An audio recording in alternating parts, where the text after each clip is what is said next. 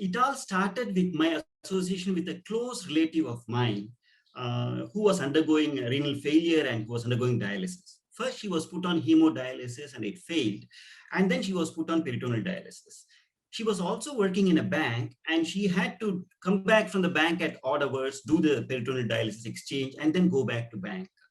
Me being a normal engineer with a bit of hardware and software background, I thought there must be a simple portable mechanism to do this cycling part at workplace itself so that there's no disruption in work, so that there's no permission required and all that stuff. They can just continue their lifestyle normally. This was my primordial vision or the use case or the requirement which I wanted to meet. So I talked to her doctors, I talked to other patients, I talked to PD technicians. They were all looking, the idea is very good, it's fine. But no, it was just an idea. It was waiting in the mind until BIRAC stepped in, Biotechnology Industry Research Assistance Council, an arm of DBT. They have really got something known as a big grant, this Biotechnology Ignition Grant, which just gives funding for such ideas which are in the mind. So we got about 38 lakhs. This was in 2014.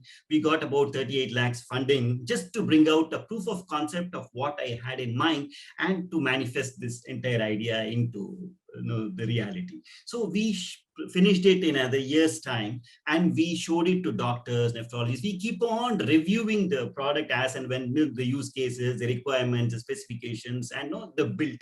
Actually, we were very fortunate to have an interaction right from day one with our key stakeholders. So it is a blessing in disguise from above, so that we were able to iron out all the chinks, whatever little limitations we could get into the product, so that it is where it is today.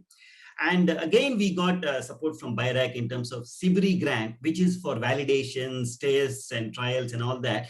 And we used that funding for doing our animal studies. We did our studies on veterinary college, Veperi Veterinary College in Chennai, on a few dogs. They also get into similar problems. They eat a lot of sweets, cakes, and sedentary lifestyles, and they get into exactly renal issues like what humans do. And the doctors, the pet owners, they found this solution amazing because the entire process has been made automatic and it's very simple, both for the animals, very convenient, and for the owners to ensure that they do the dialysis without any problem. So actually, there's a huge opportunity in the vet space for what we are trying to do. So hopefully we'll first finish the human trials and then go on for others use cases or other domains as well. Well, qualifying for something such a phenomenal scale, a national scale, and so many thousands of entries, and you're being selected in top 20 itself is a huge prize for us. It's kind of a validation for what we have been doing. There's another big group who is coming and said, yes, look, what you're doing is something really good. That itself is a huge motivation, huge plus for what we have been doing so far. So it gives us the fuel, it reignites the whole effort, like what we are trying to do, and propels us further and up and above.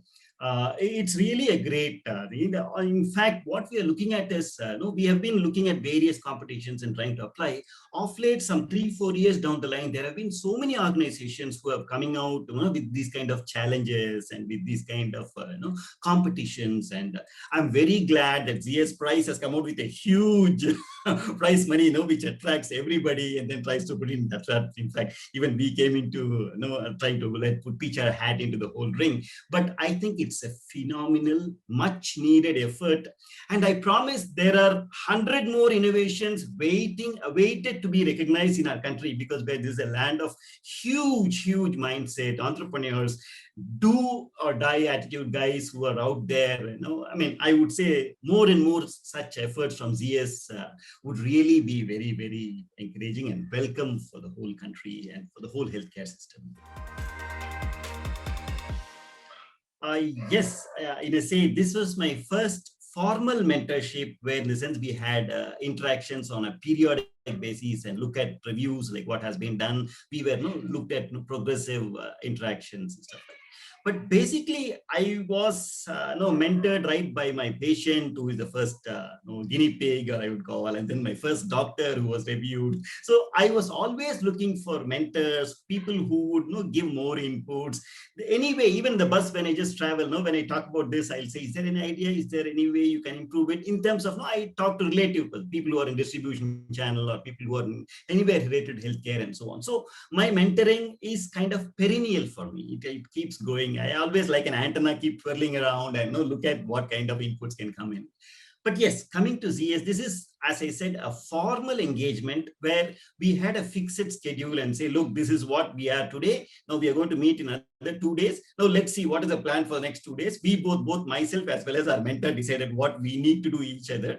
And then we touch base again after the second day or third day, whenever was the schedule. And we went on to go ahead. This is a kind of a very, very strict, a very professional, and let's say very, very useful mentoring session, which went on in between us and our ZS mentors, which was very nice.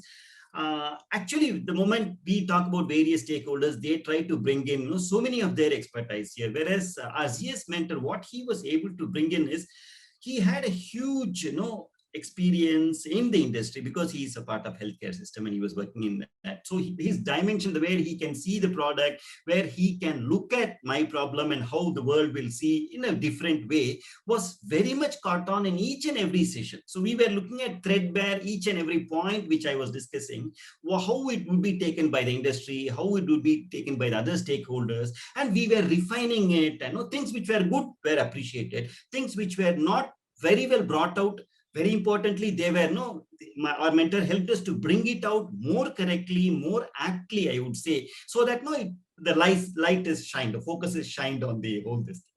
So in fact, I would say more than ourselves, our mentor was very keen that you should get the top prize kind of. That was the kind of involvement our mentor had with the ZS prize.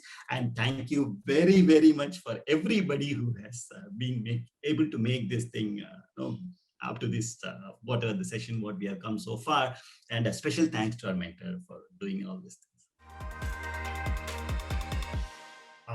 This mentorship and this whole journey has added a huge value in a totally new dimension in terms of, we have finished a prototype, we have finished a proof of concept, and we have got a bit of trials running in and so on. Now we need to go to the market, like what it would be to try to sell it or try to commercialize it, or what are the ways to go ahead and do it. In that dimension, this mentoring process or this whole ZS effort has thrown a huge different light altogether.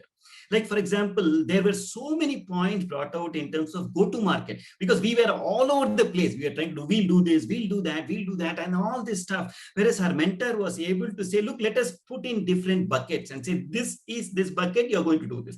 Now, it was able to really clear all the confusional, all the noise in the mind, and try to make a nice orchestra. Like, you want flute, this is the flute here. You want piano, this is the piano out here. So it made a beautiful song in the sense, now we know exactly, okay, how to create or compose a song, knowing that individual pieces have come beautifully. It's not just go to market. It's talking about how do we strategize our assets, like what are the IPs, how do we strategize, and so on. And that is one aspect.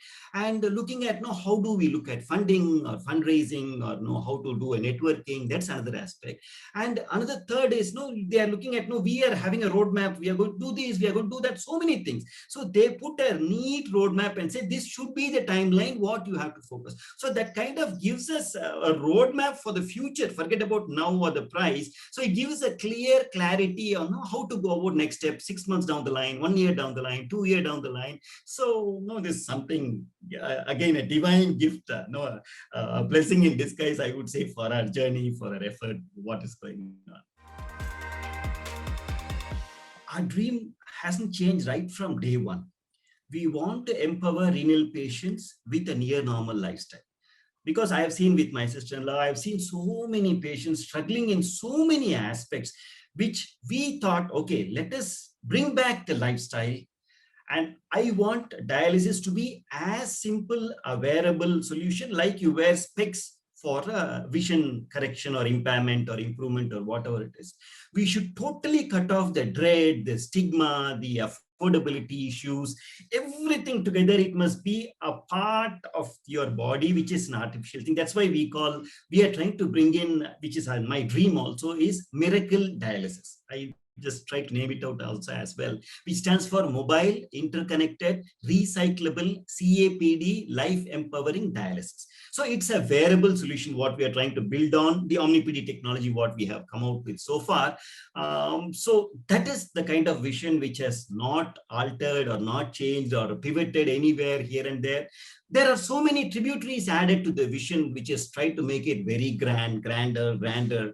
But the idea, the core dream is this dialysis, this effort, whatever I am trying to do, should reach all the patients in the world, the needy, the rich, the urban, the rural, the affluent, not so affluent, the aware, the people who are tech savvy in urban, people who are not so tech savvy. There should be no bias, but I want every renal patient who is unfortunately has been already punished by nature so much should be able to have a normal lifestyle and bring cheers to himself, herself, their families together. That is my dream and my vision, what we're trying to do.